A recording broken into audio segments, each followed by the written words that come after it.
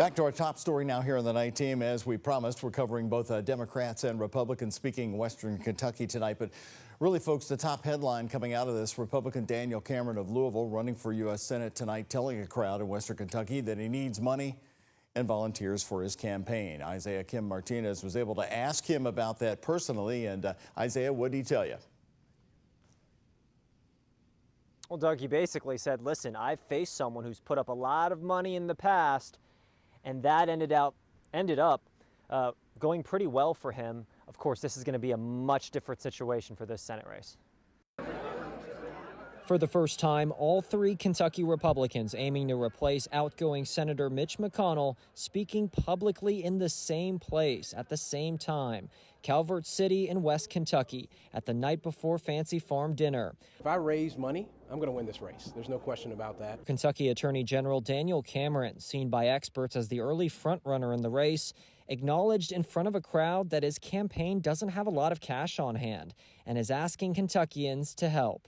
I had a individual spend $12 million against me in the primary the last time. And what people care about here in Kentucky is your track record. Then there was this moment during Lexington businessman and anti-McConnell candidate Nate Morris's speech. Mitch had his day in the sun, but I don't believe he's running it. But Mitch is not running. What are you running on? I'm running on this, that we've got to get career politicians out of politics, that we've got to get something totally different. A frustrated man in the audience interrupting Morris, saying, quote, "But Mitch is not running. What are you running on?" If Mitch McConnell is sitting there tomorrow, are you willing to look at him and say some of the things that you're saying right now? Absolutely.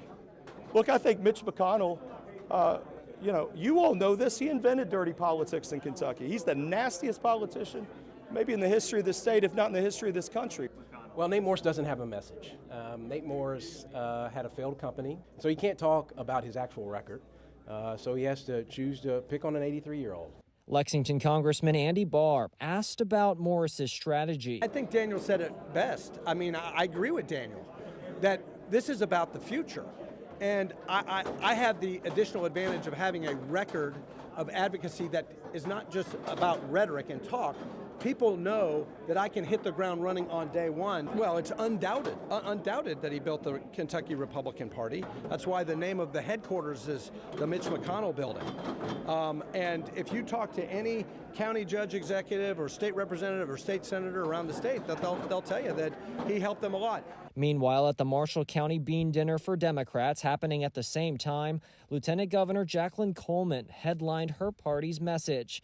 But she will not be attending Fancy Farm, known at times for jokes and jabs. I just don't think there's a lot to laugh about right now in this moment. We have some really serious challenges ahead of us, but also I'm not on the ballot. And I believe the people who are should be able to speak and have that time. So I've only gone whenever I'm on the ballot. Coleman has been rumored and talked about as someone who could succeed Governor Andy Beshear to run for his seat when he leaves in 2027. She actually hinted at that today, the closest she's gotten, saying maybe in 2027 she will be right back at Fancy Farm. And that, of course, would be the time that she would need to announce for the governor's seat. We'll have to see what would happen there. Doug?